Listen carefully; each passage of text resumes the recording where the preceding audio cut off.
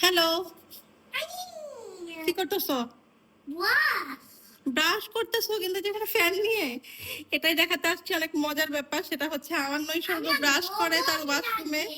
সে brush করুক, সে washroom এমনিতে use করতে আসুক, সে সবসময় ফ্যান নিয়ে করে। তার খুব গরম লাগে, এই জন্য সে হচ্ছে প্রায় তার বাবা মাকে বলে যে কেন এসি লাগিয়ে দিই না, তো ওয়াশরুমে তার এসি লাগানো আসলে পসিবল না। তো এই জন্য সেই ফ্যানের ব্যবস্থা নিজে নিজেই বের করেছে। সে ওয়াশরুমে যে কারণেই আসুক সে ফ্যান নিয়ে আসে।